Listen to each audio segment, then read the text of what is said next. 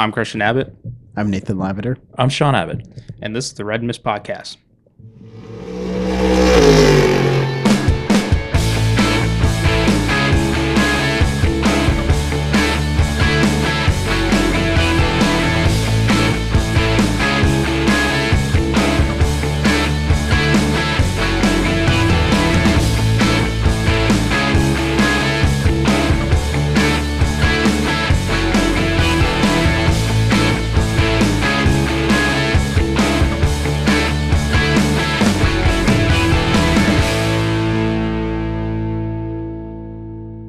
Hello, welcome to the Red Mist Podcast, Season 3, Episode 35.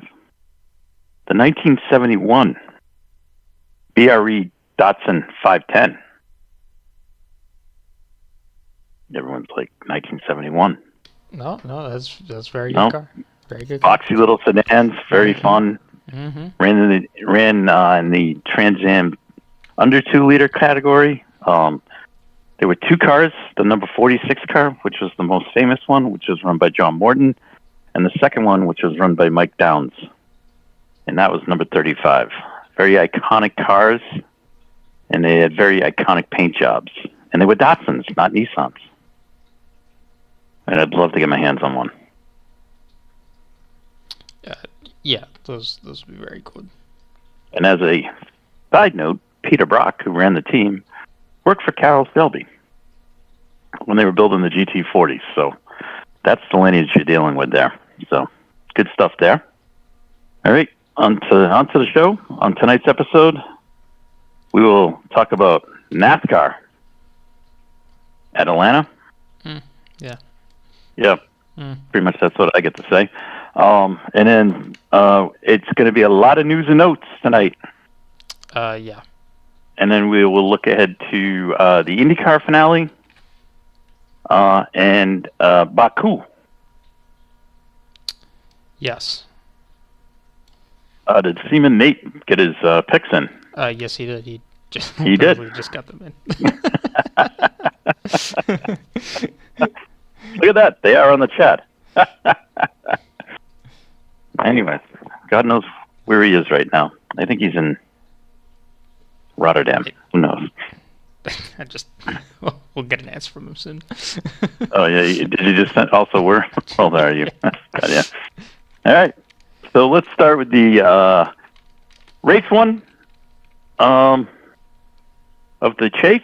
And, wow. Crash Fest. We had blown tires, which took out one contender, Larson, early in the race while he was up front. Just suddenly blew a right front tire, and off he went sailing into the wall, destroyed the car. He finished 37th. That was not good. Yeah. Along with Briscoe, Buescher. I mean, it was just a mess. Anyways, the race itself, after that, just, whatever. I mean, Logano ended up winning the race, so, congrats to him. But overall, it was just a race. That's all I got to say about it. I really don't have anything more to say about it.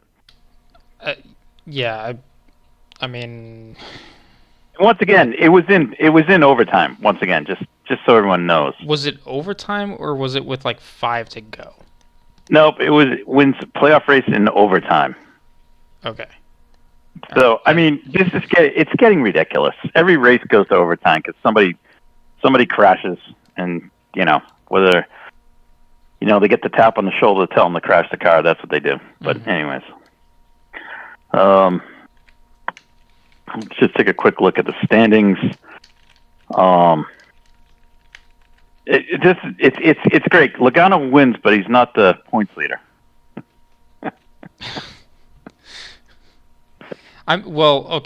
Okay. I mean, like, no, but he was in the playoffs already. Yeah, right? no, right. Yeah, okay, yeah. So, but he's not. But you would think with the win, you would be rewarded with points to, a significant amount of points, so you would advance. Does he not automatically advance if he wins? No. Oh. No, it's all points now. Oh, okay. All right. So it's all points. So Blaney is your points leader. followed by Christopher Bell, Tyler Reddick, Byron, then Logano. And Larson, with a 37th place finish, he drops to 10th. So he's still above the cut. I gotcha. So, it's how goofy this thing is. Anyways. All right. Next race of significance is going to be at Watkins Glen. I'm looking for this one. I'm looking forward to this one because hopefully SVG can just throw, a spanner in the works, as they say. Mm-hmm. Maybe it'll rain, too. That'd be fun. So that's this weekend, 3 p.m. 3 p.m. on Sunday. And as the sun goes down, maybe the race will get delayed and they may have to put lights on the cars. I mean... Why not? Why not? But, it's also... I don't know. I'll probably be watching football. I mean, I like the road course racing, but, I don't know. I have you. All right, so that's where we are at that. Priorities in the States are starting to change. Yeah, well, I'm not really, this format just makes you really want to watch. All right, so let's move on to news and notes in the wide world of racing. And the big announcement today, shocking news, Adrian Newey has joined Aston Martin. Yes. And I tuned in for it, and I got a hearty, good morning. It's good to see Big Daddy Stroll there. He is a character in himself, but it's he is. We're all here. He is. Hey, you know what? The guy puts the money up. I mean, the only problem is it's what he's got, who he's got driving the second car. But anyways, I digress. Yeah, I mean, I don't know if it was the chat we were in talking earlier today, or if it was something else. But I mean, that I was reading. But he has done just about every.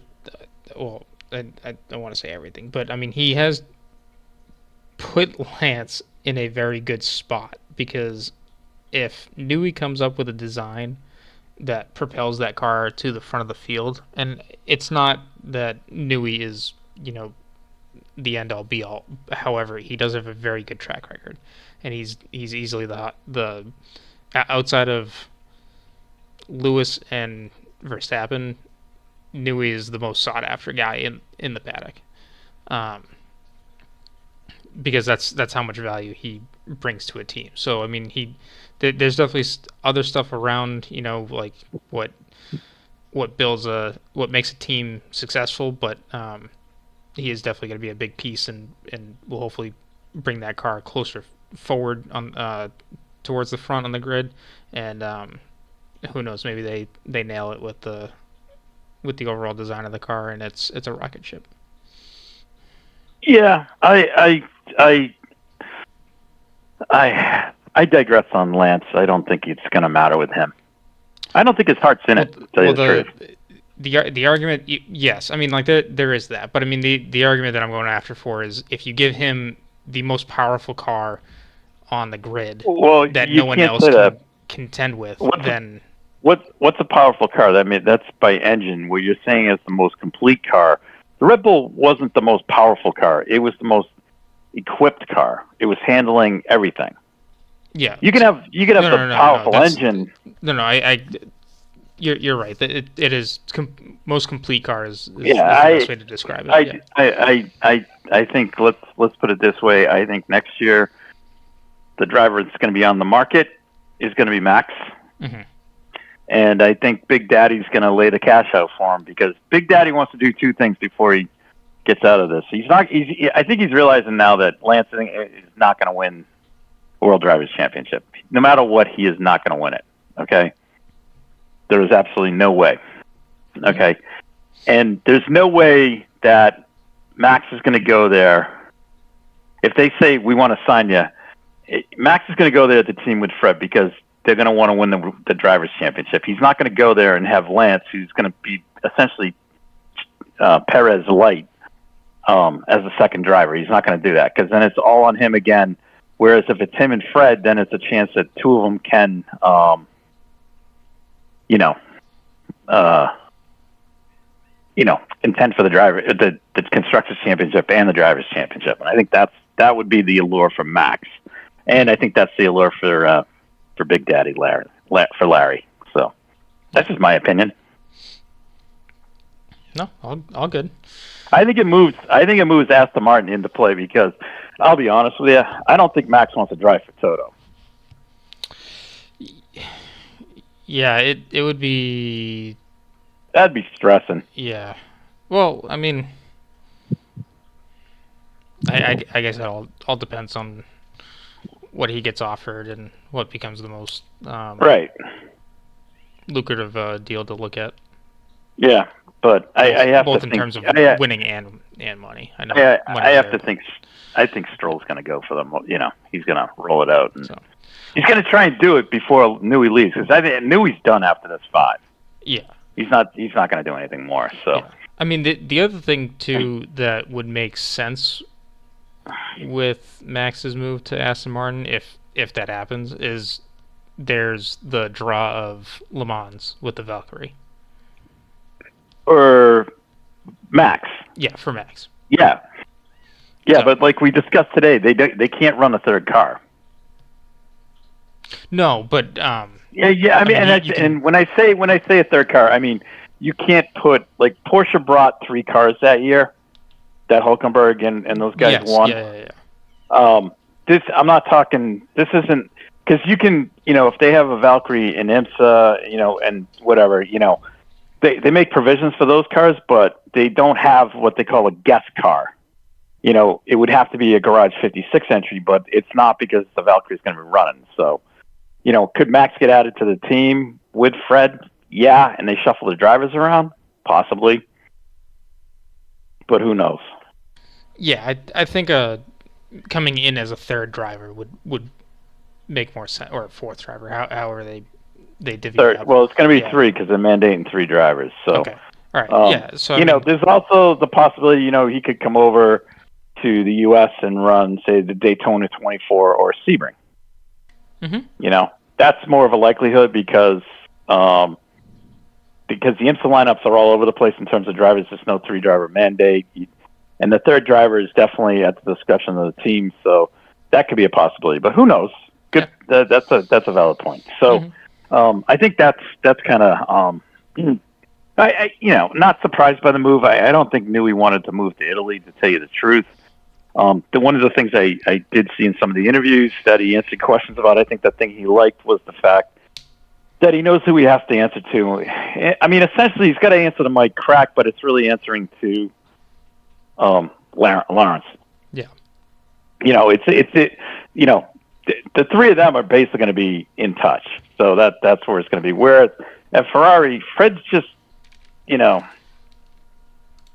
at Ferrari, everything comes down from the top, and Fred's he just does what they tell him to do, Yeah. And the same thing, I think when Dieter Mateschitz passed away, I think that kind of changed the dynamic of Red Bull because he was kind of hovering over that, keeping everybody in check, and I don't think nothing against his kid. I don't think his son is, as you want to say, hands-on. So I don't think he's as hands-on as his dad was. So that's why Christian has a little bit more power. Mm-hmm. All right, that was all the big Formula One news. Yeah. I mean, other than I guess just some kind of like F2 and F3 news of some guys. Drivers. Yeah, kind of odd. Getting some shots in F2 for the remaining races in F2 for this season, and then also for next year. But where you got guys in the top 15 who can't finish the season, because of lack of sponsorship and stuff. It's kind of crazy. Yeah, I mean, I think that's. I guess I would have to look at it before I make the broad statement of some guys are probably signed up until the F3 season ends to Yeah. potentially pull some talent up and give them a try, for the remaining couple of races. I mean, this is kind of one of the bonuses about the F3 season ending so early for the F3 guys, but it's also unfortunate for the F2 guys. Right. If this is the logic and thinking behind the teams and how they want to maneuver some guys around and try them out.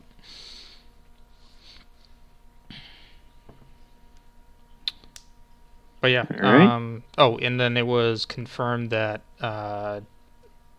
Behrman is going to be in for. Oh yes. Magnussen this weekend. Yeah, and we still haven't got anywhere with the Sauber team. No.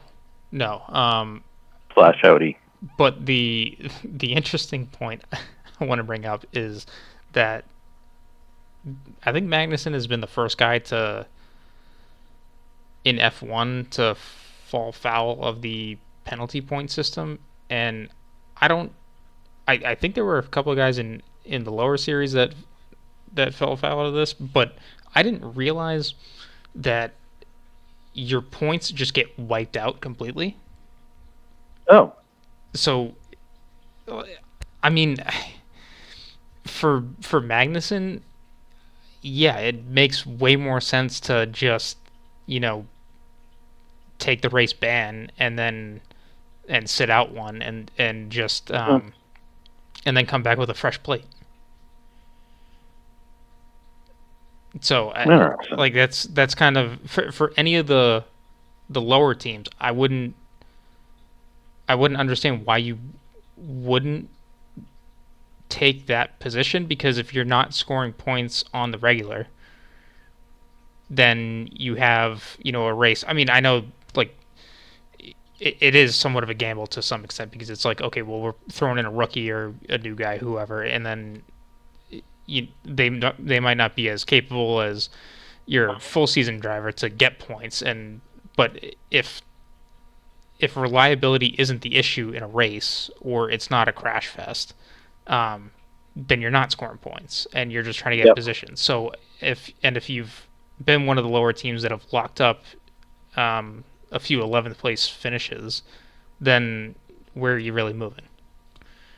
So gotcha. I think this just kind of gives Magnussen a bit more free range to make some iffy decisions moving forward, whether for better or for worse. But also, I mean, it looks like he won't be with Haas anymore for the rest of the season, and he might not be in F1 anymore either. So, I mean, it stinks that he won't be able to get this race, but he can race he can do the rest of these races with really no stress and can do what he wants. Gotcha. Yeah, no, that's a fair point. I did read that also. So yeah, I mean, just a little bit interesting, but you find flaws in system as you start to use them. Yep. All right, the other big news today: Kyle Larson will run the double again. Yes. And this one is a little bit better planned out, to take into account for potential weather issues. If the 500 starts and then weather does impact the race, or it drags on, Larson will swap out with Tony Kanaan. Larson will start the race, run whatever, and then swap out with Kanaan. Mm-hmm. So that was the unfortunate thing, was they didn't contemplate that the last time. Now that it's out there, they know what they can do. So I think that was good, and I think that was more so on the Hendrick side of the fence, so they don't run into that issue of where Larson they had to appeal the race and all that for when he didn't start. So, which is kind of bull anyways. But anyways, so I good accommodation for the Hendrick team there. On the other side of the fence with Spam, Zach.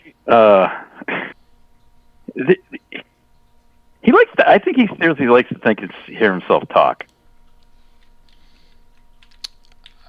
Just because, so Palou. Wait, yeah, I saw this litigate or whatever. Yeah, so they're going to mediation. Thing. Yeah, mediation. Yeah, instead of it's a way to try and negotiate this thing and come to a compromise, without going to court. Okay, so I think that's a plus for both sides.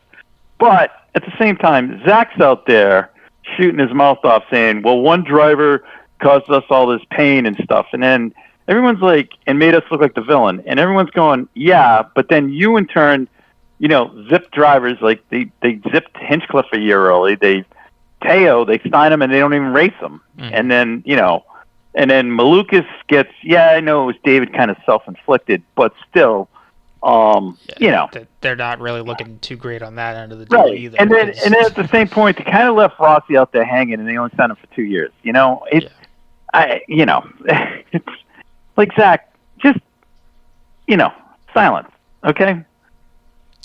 He's taking shots, and it's like it's just ridiculous, and he doesn't look at inside the house, And at the same point, I can understand why some of the folks that they hired have left there, because I think that the level of professionalism there probably isn't what it should be. So, I think the biggest shoe to drop over there is going to be when Ward decides that he wants to go. Mm-hmm. Because honestly, he's kind of stagnated, unfortunately. So, anyways. Yeah, and I mean it depends too. I mean, like, some of it isn't just him. Like, obviously, you got to put some of it on. Maybe the guys are just missing the setup this year versus last year. But I mean, they can't be missing by much with how competitive they are. I mean, they've won 2 races. I mean, one the way they wanted to, one they inherited. But I mean, still, one they inherited, right. I mean, they're not. It's not like they've lost their way either. Of finding good performance out of the car, but it's not it's just not always up there contending. Where, like, even if Ganassi is slightly off, like, they'll make it up in the race. Like, they just they do their thing and come out where they are.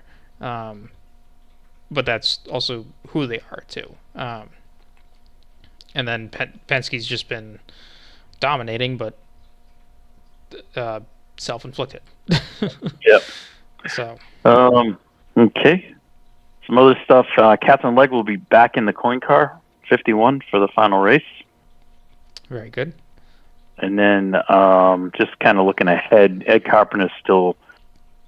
A lot of chatter now about what's going on at Ed's place. So, so we'll see what happens over there. But news is starting to percolate there. And then with Foyt, there's still saying that they're targeting Ferrucci. Mm-hmm. As to Malukas. I'm just wondering. I don't want to. I know they say that they're close and everything, but I'm wondering if maybe they're talking to Rossi. Yeah. Yeah. I don't know. I'm just curious. I mean, that would be interesting, and then it would also get him. Well, it'd be a good compliment to Malukas to have. I think Rossi and Malukas actually got along, during this short time at McLaren. So I'm just curious if that's something where Rossi's kind of going towards. He's starting to get towards the further out on his career. He's there. He's helping to coach Malukas up, and obviously they're definitely coaching Malukas to go to Penske. That's what they're looking to do. Yeah, I mean, whether it's this year or next. I'm sorry, next year or the year after. I think it could also give Rossi an option to get into Penske as well, because I mean, right. Whether they just take Malukas or they take both Malukas and Rossi. Well, they're not gonna, because I think the other two are still tied up. Yeah, Newgarden and McLaughlin are still tied up. The other thing is maybe they run it and they got Rossi there and they got Malukas there, and then they realize maybe Malukas really isn't ready. Mm-hmm. And he needs another year, and it's like, okay, and then maybe they sign Rossi, and then it's like, okay, well then I think one of them, I think McLaughlin's up next. It's like, I think there's a little bit of angst between him and Newgarden right now. Yeah, I don't know. It's a little edgy there. So who's to say that, McLaughlin might want to stick around? Maybe, something opens up where he goes, say Dixon hangs it up. Ganassi will jump on him. Yeah. I'm just saying, So, there's things like that, which you got to, when you start looking around, you go, yeah, that could make sense, Mm-hmm. And that, but we still see. I mean, Ferrucci, he does deserve. I mean, he's been in the top 10 all year. He's had some strong performances lately. So, yeah. Problem is, it's like I think he's bringing budget. So, the question is, I don't know if Rossi is or if they got the budget that they can sign Rossi, and whatever, and they have the money. Who knows? We don't know. So. Right. Anyway, so it's just some thoughts there on that. Also, Paul Tracy. News. Oh, what's he up to? PT was hit by a car while on his bike in Arizona this weekend and was hurt. So we'll send best wishes out to PT. Wow, that was not what I expected. I'm sorry to hear that. No, that was a bummer. That's posted it on his Instagram page. That was not what I was expecting to see. No, that's too bad. So, wish Paul best. Yep. Let's see. Sports car news. Oh yeah, Joda had this was awesome. Hold on a second. Let me just find it. So, Bob, Ferrari protested the race because you know how it ended that wacky, like they extended the race. It was like red flag, and it was run down, and the race organizers went force majeure and decided to extend the race. Oh, for the Spa race. Yeah. Yeah. So after the race, of course, Ferrari protested. It got denied, but then it went to a final appeals court, and they kicked that out and said nope, and Joda keeps the win. So nothing changed. Nothing changed. Except just so we know. Politics. Except people wasted money on lawyers. Okay. So, WEC this weekend, Fuji. Yes. Yeah. For the 6 hours, should be fun. I thought we had another weekend, but no. No. I'm all for 6 hours of Fuji. Yep. Hopefully no rain. Mm-hmm. Hopefully no rain, but yes, always a good time at the speedrome there. Yeah. Well, I mean, even if there's a little bit of rain, it won't hurt. Yeah, I don't like it. Anyways, I want to see a race. All right. Bouncing around. Although we'll have the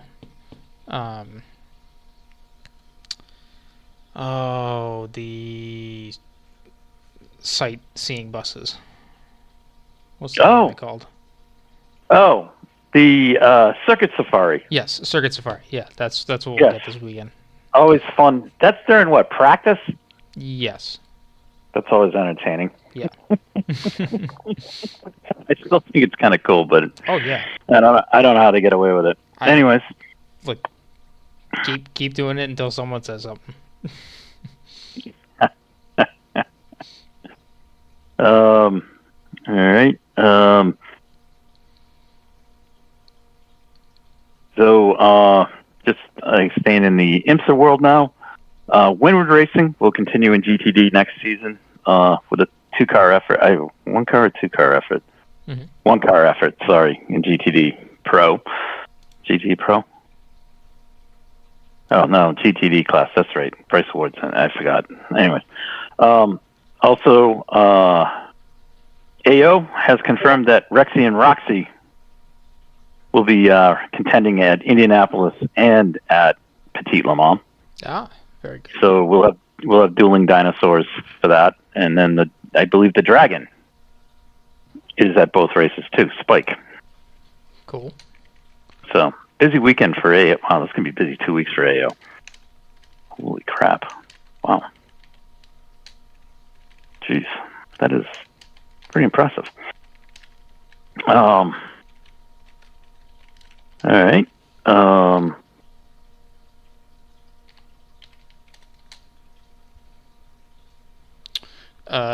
Harder Racing loses out on the VR race. Yep.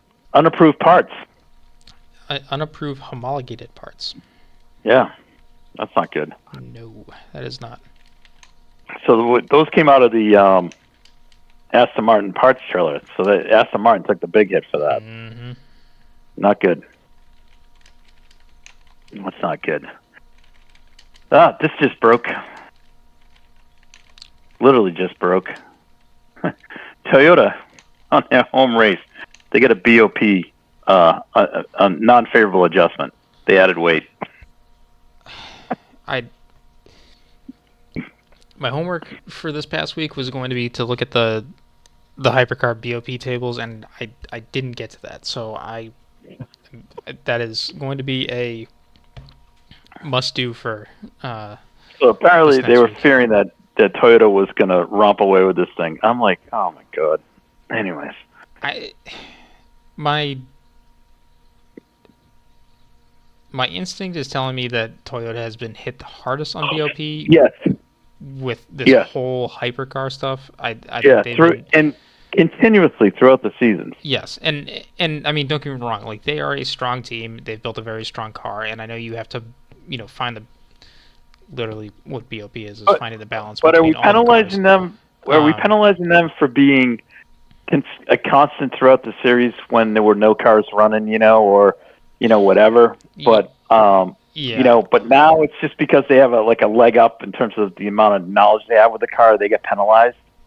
Well, it could be, but it might not be, because the other thing too is, I mean, take Ferrari for example. They were the only team that rocked up in with everyone else and just absolutely stomped the competition. I mean, Toyota got hit with the bop pretty hard during that point too. But I mean, Ferrari has been ahead of just about everyone else.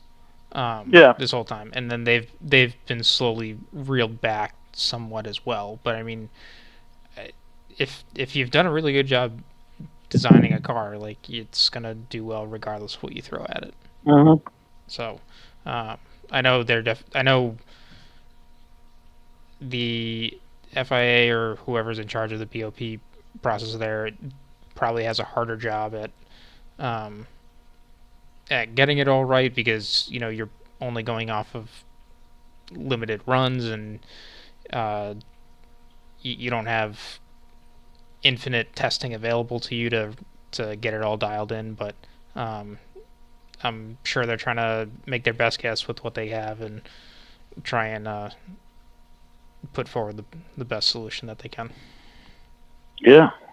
Ultimately, it's to try and get everyone back on the same level. And as long as the race is competitive, and you might have the same people winning all the time, as long as it's competitive and close, that's the important thing.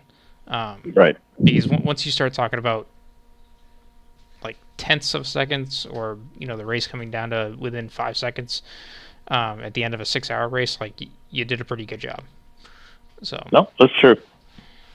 That's true. But yeah, I mean, it's hard. It's hard too. Like, if you think that whatever your BOP adjustment is worth like half a tenth. I mean, half a tenth over 6 hours becomes a lot of time.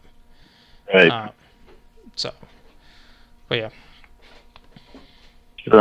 Just a couple other things. The provisional entry list for the Asian Le Mans Series, which will be November. Is that when that starts? December. In Sepang. They start in Sepang. They do a doubleheader there. Then they get a doubleheader in Dubai and a doubleheader in Abu Dhabi. Yes. They have 44 cars. 11 LMP2s, 6 LMP3s, and 27 GT3 cars. It's pretty strong. That's a healthy field. That's a healthy field. And one of those entries is Manthey. Oh, very cool. Yep. I mean, Manthey is in just about every GT3 Yeah, they class. hadn't done this. So also one Nikita Mazepin will be driving this year in LMP2. Yeah. where he was driving this. He was driving there this year too. Yeah, I was he drove there say, earlier. Yeah, he was there earlier. He drove when they did the season this year, so he's back. Yeah. All right.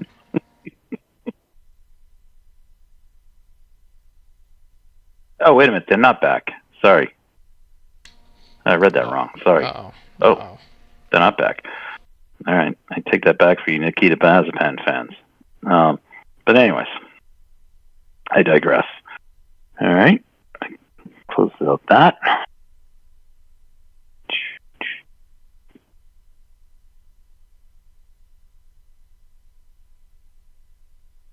Anyways, I think that's all the news. I think that's all the notes. Yeah, I was gonna say it was very light week, but I mean most of the racing will be coming up this weekend. Yeah. All right, so let's move on to our picks. Mm-hmm. Shall we? Let's start with IndyCar.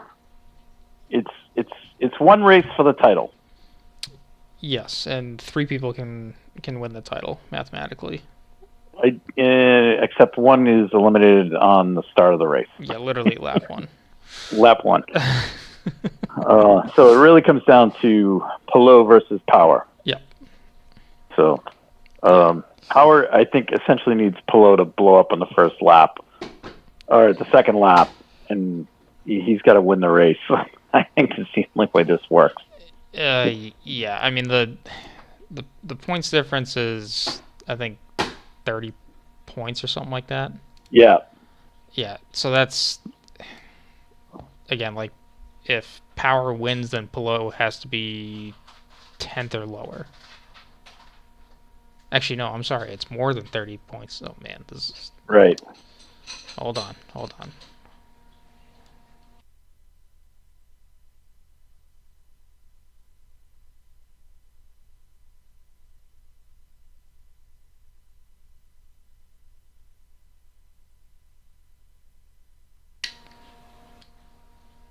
All right. So if the point spread is 33 points,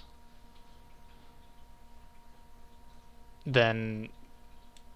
Okay, if Power wins, then Palou needs to finish worse than 13th. And... Or no, I'm sorry. He has to finish either 13th or lower. Assuming there's no bonus points for... oh,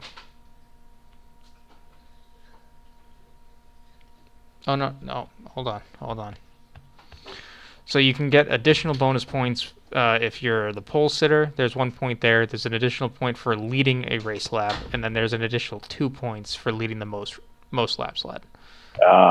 Okay, so gotcha. say Power has the perfect weekend and gets a Grand Slam and just leads every single lap. Then that would be 4 points to his name there, and so that would be what? He's 29 points ahead, so at that point, Palou would have to finish 11th or lower. But, so, I mean, again, like, it's pretty unreasonable stuff at this point, and Power has to finish...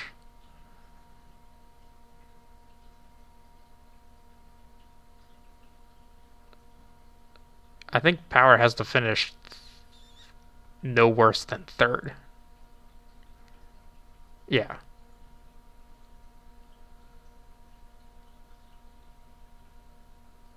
Yeah, no worse than 3rd, assuming he can rack up some of those bonus points too. Gotcha. So it's a tough ask. And like you said, he pretty much needs Palou to have another Milwaukee race too.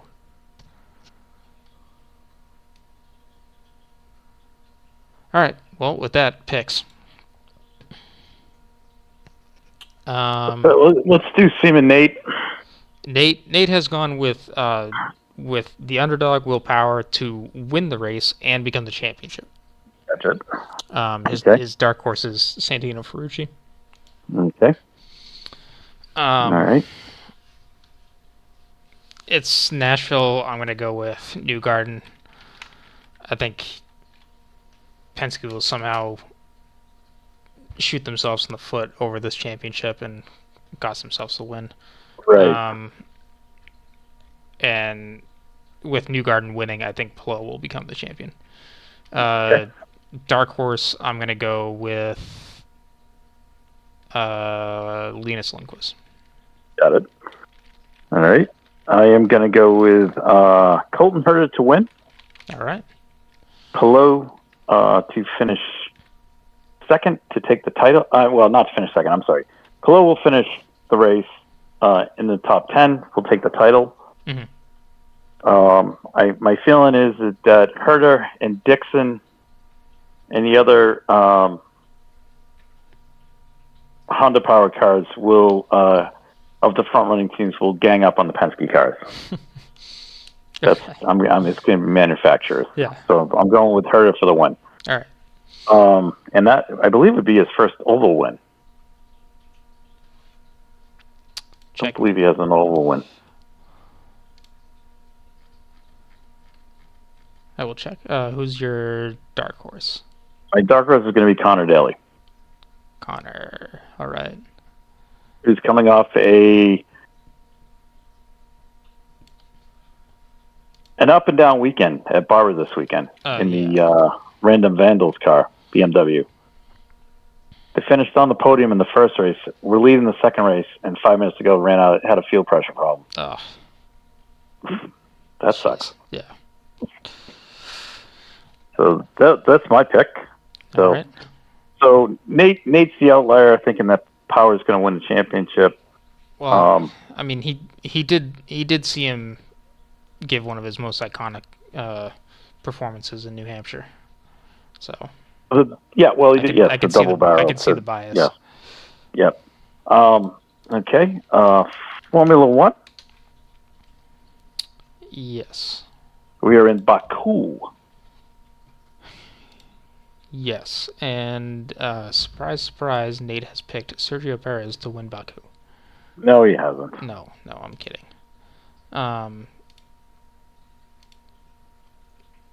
No, Nate has gone with Lando to win. Mm-hmm. Piastri to finish second, so he's got a McLaren 1-2. Oh, man. So he's predicting the downfall of Red Bull at this point. And he's got Sainz at third. His dark horse is Pierre Gasly. Excellent. Okay. All right. I am going to go with...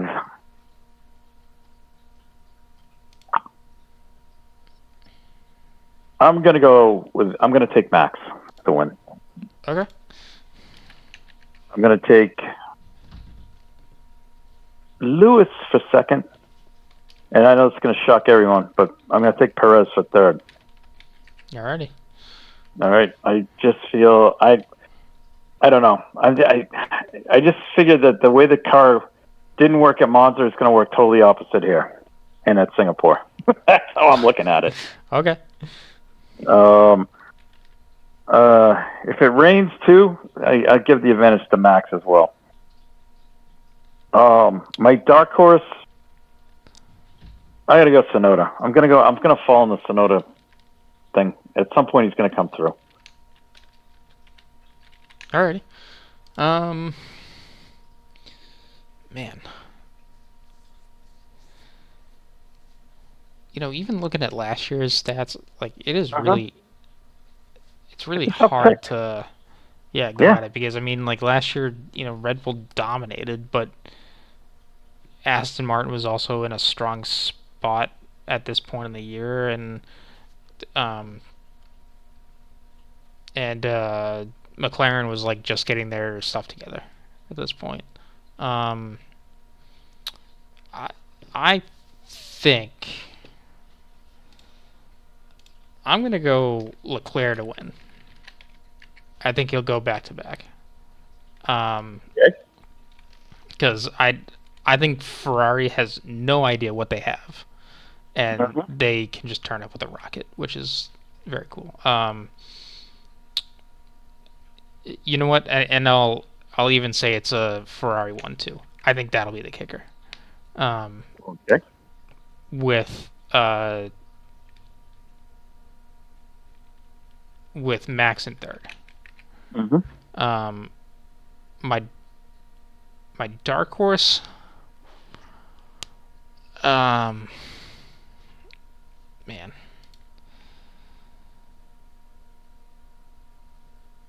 Let's just go with Albon at this point. Mm-hmm. So, all right. Okay. I mean, other than that, I got nothing else. So. No, I think we are all set. Yeah. For the weekend. We got IndyCar Championship being wrapped up this weekend at Nashville. WC is running for the second time in the same month. This time at Fuji. And NASCAR is remind me again. Is it Watkins Glen? Watkins Glen. Okay, all right. It's a race I can bear to watch, but we'll see. Yeah. And F1 is at Baku for there we go. The start of the street doubleheader. Because we got Baku and then Singapore next week. Excellent. So. All right. But yeah. And on that note. Good night. Thank you guys for listening to the Red Mist Podcast, hosted by Christian Abbott, Sean Abbott, and Nathan Lavin. It's produced by Christian Abbott, and music is by Alex Wart and Harrison Tate.